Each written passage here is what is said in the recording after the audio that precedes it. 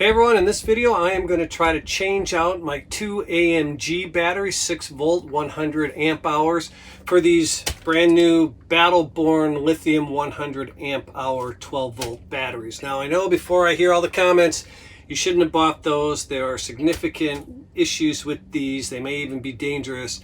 I know that. I bought these at what I thought was a reasonable price, about $1,300 for the two of them, from what at the time was considered the best lithium battery available back in November on a Black Friday sale. I did not know about the problems until January. By then it was too late for me to return them free of charge. I'd take a significant haircut, so I decided, yeah, I'm going to take the risk and I'm going to install these babies anyway to replace my two AMG batteries, which have functioned just fine. So anyway, first thing I did was I charged these up using a trickle charger to 100%, so they're both even, and when I install them, one won't draw off the other. And now you're going to see if this person, who is like the least handy individual in the world, can install two lithium batteries. Because if I can do it, anybody can do it. Everybody says it's easy, but I'm sure I can screw it up. So let's go. All right, we're gonna get the shindig on the road, and just out of curiosity, I am going to time this starting now. So the first thing is to simply make sure that your battery shutoff is off. In the 2019 tab, mine is right here. You can see this is red.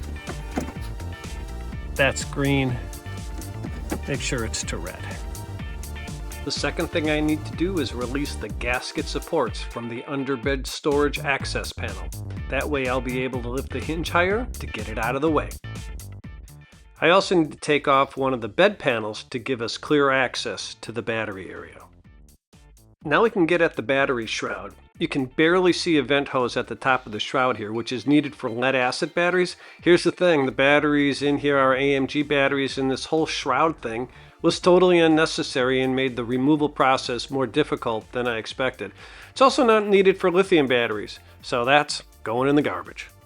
Since these are two 6 volt batteries, they were connected in series to create the 12 volt power the camper needs. This wire connects a negative terminal on one battery to a positive terminal on the other. The new lithium batteries are both 12 volt, so I'll be connecting them differently in what's called parallel, as you'll see. All right, now it's time to take these batteries out. We're going to see if I can lift this out and take it out with my superhuman strength.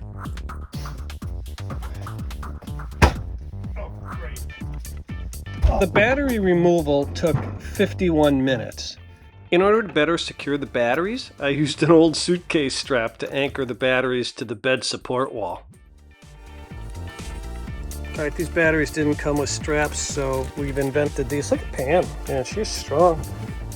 You go, girl.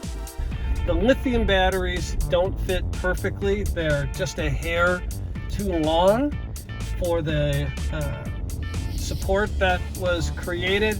So now we're going to Menards to buy a piece of wood. So we're back from Menards. Believe it or not, we could not find a piece of wood exactly 1 inch thick that we needed without paying like $35. So we're going to jury rig this with a pad that we cut. We're going to put the batteries on top. We're going to cinch it up. Okay.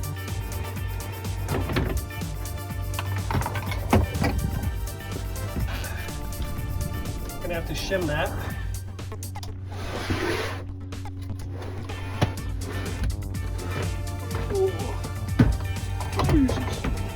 We have the battery set in. We're going to make sure that we remove the breaker before we wire. There's the breaker, or the fuse rather. Oh, Jesus. That does not want to come out. There we go. Realized that the gauge wire we have to connect the batteries in parallel is just not thick enough. This is what Battle-Born initially recommended, but I can tell by looking at it, it's not thick enough. It's 8 AWG. I need 4 at the least. 2.0 is probably better. Nowhere around can I find that, and so I'm ordering it from Amazon. Hopefully it'll be here tomorrow, and then I can finish this battery rewiring project. Jeez. It's now Sunday. Weather has changed a little bit. I think I have the right parts. Ready to wire. We've got negative to negative, touch, positive to positive, and then connect up to the camper. So let's do this. All right, and this is how Battleborn said to the order in which to attach. Here's a little tip we found while attaching the battery cables. When things are close like this, you don't want your wrench to touch both of these. So put a rag over the one you're not working on. That way you won't get metal to metal, like we did.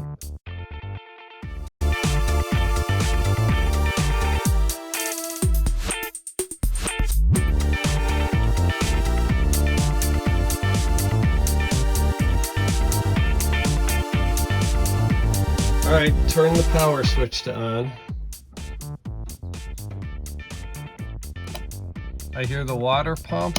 Yeah, all right, lights are on. Let me turn on the Aldi system.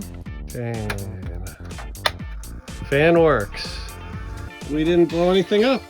Because my camper already had solar installed, I didn't have to figure out how to install that. But what I do need to do is set up both my Victron solar and battery controller and my battery monitor for the correct settings. This is really important, especially the controller, to make sure you get the most out of your lithium batteries.